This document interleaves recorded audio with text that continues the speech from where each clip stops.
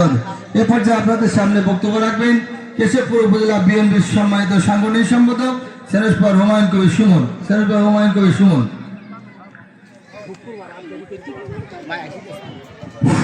বিসমিল্লাহির রহমানির রহিম। উপস্থিত প্রিয় মা বোনেরা, সবাইকে আমার ব্যক্তিগত এবং কেশবপুর উপজেলা বিএনপির পক্ষ থেকে আপনাদেরকে জানাই আসসালামু আলাইকুম রহমতুল্লাহ।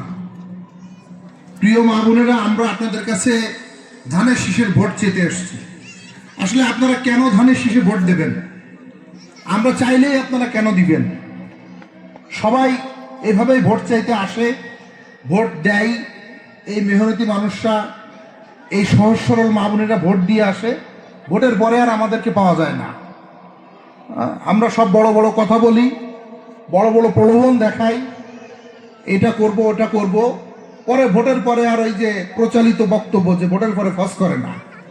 আসলে এই ব্যবস্থাটাই চলতেছে বাংলাদেশে দীর্ঘদিন যাবত। চলতে চলতে আমরা অভ্যস্ত হয়ে গেছি। 71 সালে এই দেশ কেন সৃষ্টি হলো, কেন আমাদের বাংলাদেশ নামক একটা স্বাধীন রাষ্ট্রের প্রয়োজন হলো, এটা আপনারা ভালোভাবেই জানেন। পাকিস্তানের অত্যাচার, পূর্ব পাকিস্তান পশ্চিম পাকিস্তান দুটো খণ্ডে বিভক্ত ছিল।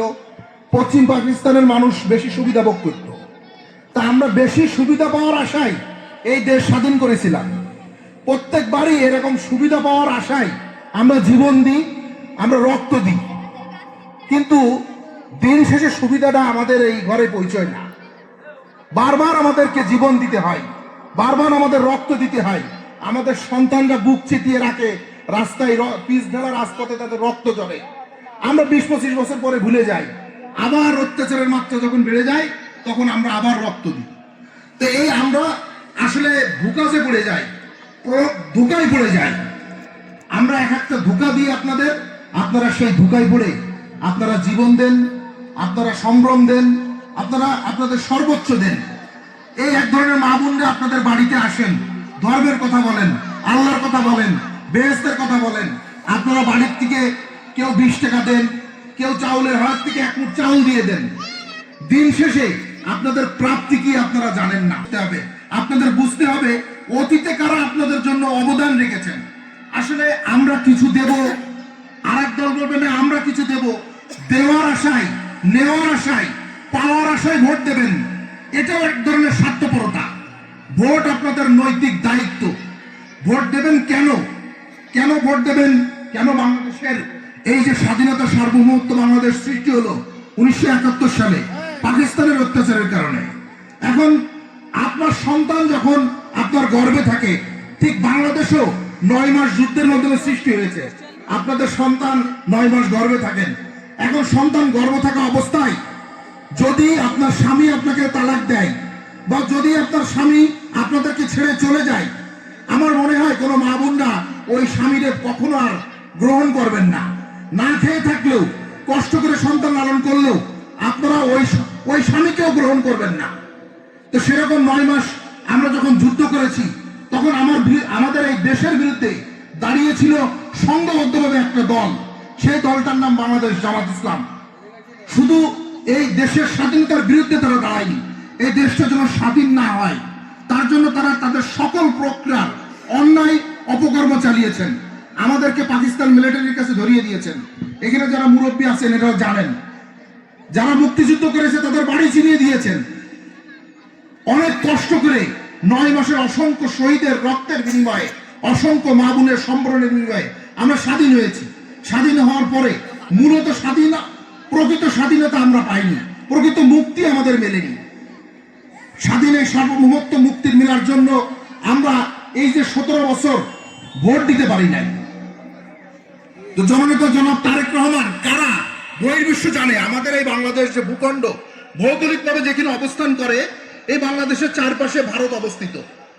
ভারতের এই প্রান্ত থেকে, বাংলাদেশের এই প্রান্ত থেকে ভারতের ওই প্রান্তে 1 গাড়ি ট্রাক মাল নিতে গেলে যে খরচ হয়, বাংলাদেশের ভূখণ্ড দিয়ে গেলে ধরেন 100 টাকা খরচ হলে বাংলাদেশের ভূখণ্ডতে গেলে 10 টাকা খরচ হয়।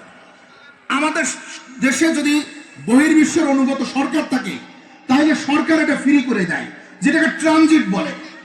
আপনাদের কষ্টের টাকা নিয়ে, আপনাদের ট্যাক্সের টাকা নিয়ে আমরা রাষ্ট্রীয় ক্ষমতায় থাকি, এবং আমরা বহির্বিশ্বদের সুবিধা করে দিই।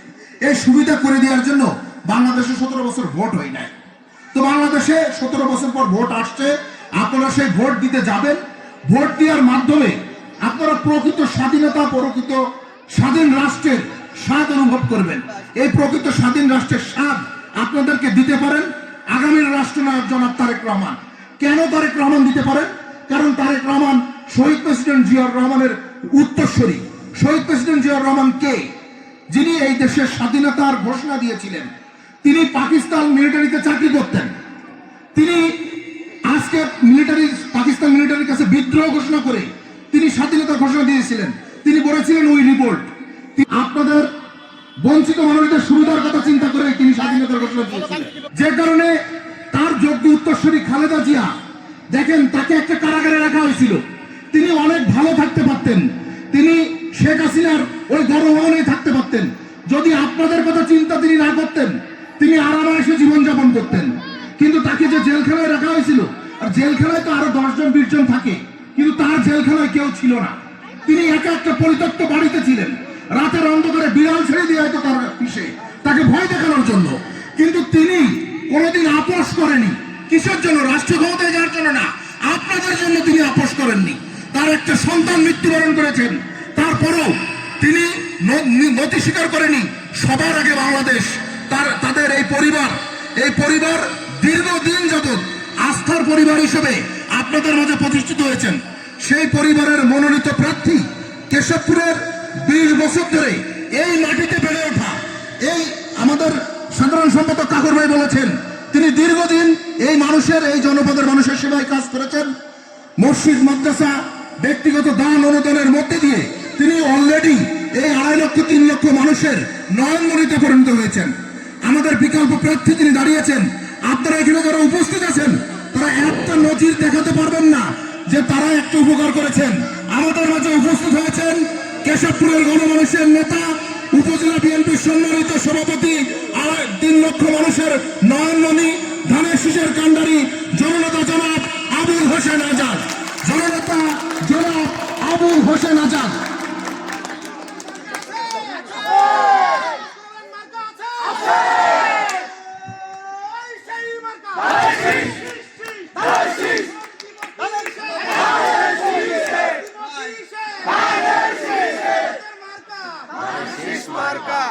তাই প্রিয় মা বোনরা, আপনাদেরকে বলি, আমরা দীর্ঘদিন ধোঁকায় পড়েছি, বারবার ধোঁকায় পড়েছি। আসলে আমাদের কাছে যদি দেওয়ার কিছু থাকে, যেমন বাংলাদেশ জাতীয়তাবাদী দল বিএনপির কাছে আপনাদের দেওয়ার মতো অসংখ্য কিছু আছে। যেমন ফ্যামিলি কার্ড, কৃষক কার্ড, স্বাস্থ্য সেবা, রাষ্ট্রীয় ক্ষমতায় বিএনপি গেলে এই ধরনের অসংখ্য সুযোগ সুবিধা আপনারা ভোগ করতে পারবেন। আর যাদের কাছে দেওয়ার কিছু নাই, তারা আপনাদেরকে বেহেশতের টিকিট দেবে। আপনাদের জ্ঞাতার্থে একটা কথা বলেই আমি বক্তব্য শেষ করব। সূরা আল কাহাফের প্রথম 1 থেকে 10 নম্বর আয়াত আপনারা পড়বেন, কোরআন শরীফে লিপিবদ্ধ আছেন।